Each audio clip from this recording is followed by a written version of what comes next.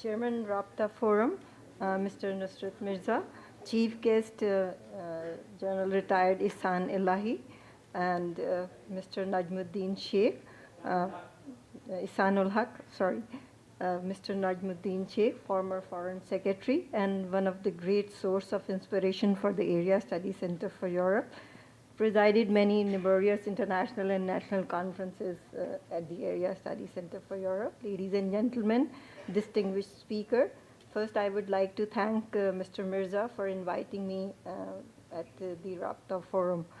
The topic for me allocated by Mr. Mirza was European Union relation towards Pakistan, and I will try my level best to cut my paper according to the request of Mr. Mirza. Ladies and gentlemen, Pakistan-EU relationship is actually based on political, economic, trade, and governance aspect, rural development, and human rights. Pakistan attaches great importance to its relations with the European Union. A very important dimension of the relation is GSP+. This is actually a generalized system of preference towards trade. Pakistan was granted this status in 2014, and this was considered to be the great news for our economy.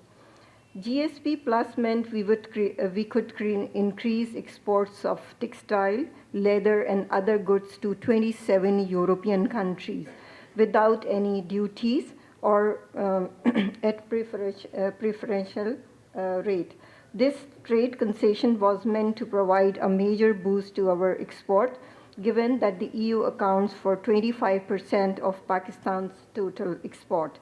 The EU had instituted the GSP Plus status to encourage developing economies with low economic diversification and insufficient integration within the international economy to improve their human rights and governance in the lieu of special trade concessions.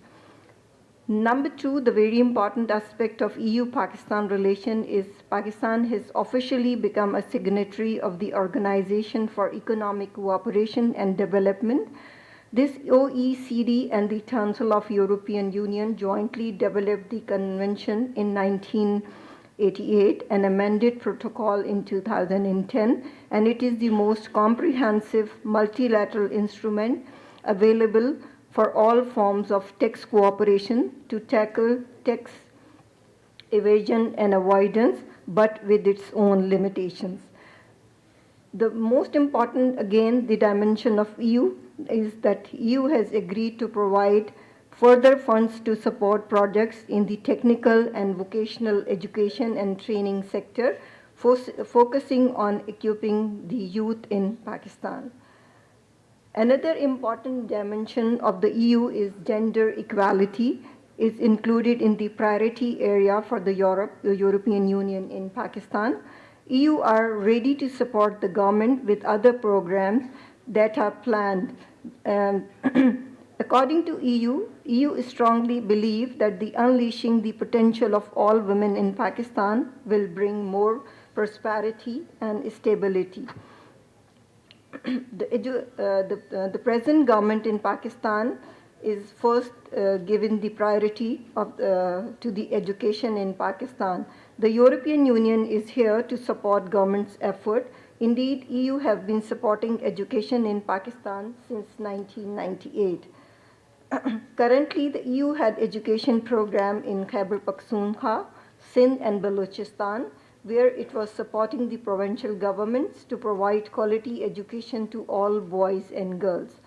It is true that in Pakistan, education provision is based on class system, with the poorest of the poor enrolled in madrasas, while lower income group children are enrolled in public sector school. Middle class children are enrolled at low cost private schools, and more expensive private schools cater to the elite class. And European Union is now focusing to cater the middle class student and the lower income group children to enroll 100% in this school. By strengthening and widening its partnership, the EU had progressively become the flag bearer in the fight against climate change. The objective of this sustained engagement is for the EU to raise global climate ambition toward together with its partner countries, in particular those the most exposed to the negative side effects of the climate change.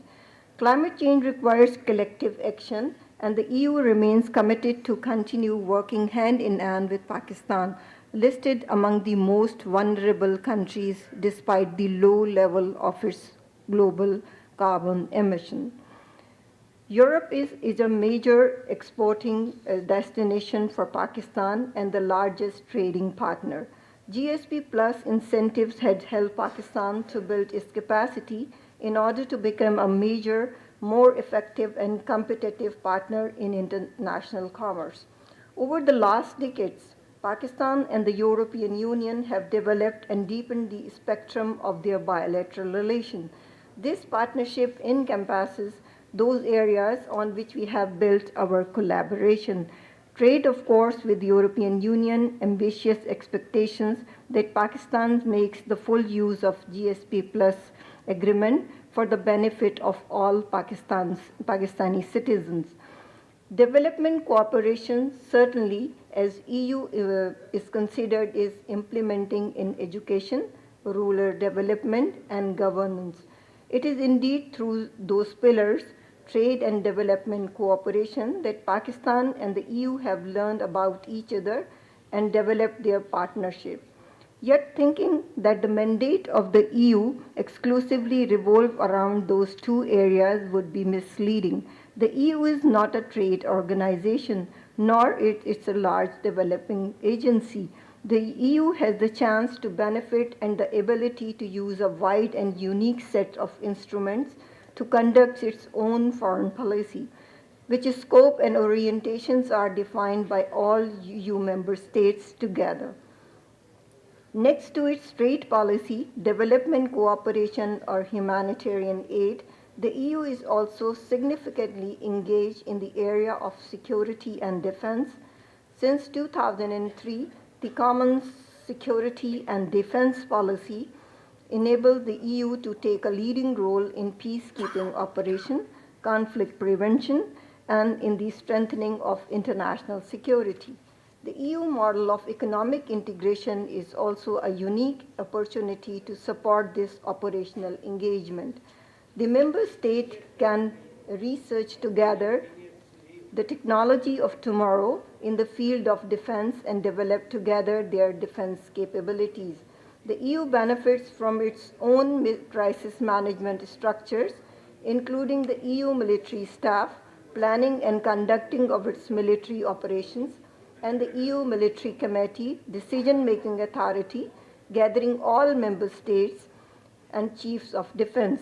All these structures are under the political control of European civilian authorities. EU need to provide Pakistan, its governments and citizens with better knowledge of this particular dimension of the EU engagement for peace and stability, as EU believe it is through dialogues and shared experience that they can best promote peace and stability. Ladies and gentlemen, thank you so much for your indulgence and patience.